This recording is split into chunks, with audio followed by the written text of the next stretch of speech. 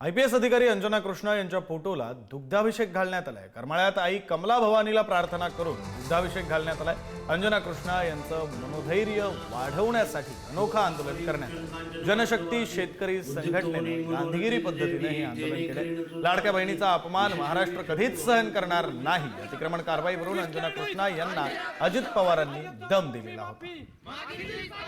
अजित दादा तुम्ही माफी मागितलीच पाहिजे। We stand with Anjana Krishna, we stand with Anjana Krishna. Ajit दादा तुम्ही माफी मागितलीच पाहिजे। अशा गाव गुंडांवर गुन्हे जनशक्ती शेतकरी संघटनेचा विजय असो। सदा राशी हृदयारविंदे भवाभवानी सुवंदे कर्पूरदे परममोदमना सुवासे।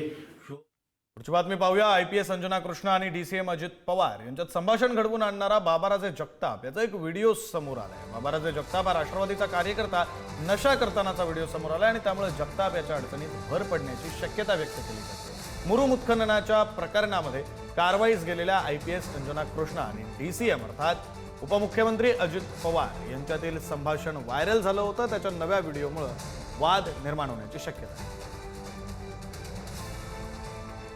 दोन व्हिडिओ आपण पाहतोय। पहिल्या व्हिडिओमध्ये आपण पाहतोय ज्यावेळी अजित पवारांचं उपमुख्यमंत्री अजित पवारांचं IPS अंजना कृष्णा यांच्याशी फोनवरून बोलणं करून दिलं होतं बाबाराजे जगताप नावाच्या या राष्ट्रवादीच्या कार्यकर्त्यांना। तो व्हिडिओ आपण आधी पाहतोय आणि नंतरच्या व्हिडिओमध्ये आज बाबाराजे जगताप काहीशी नशा करताना दिसतोय, त्याच्या तोंडातून धूर निघताना दिसतोय। हे दोन व्हिडिओ पुढारी न्यूजच्या TV स्क्रीन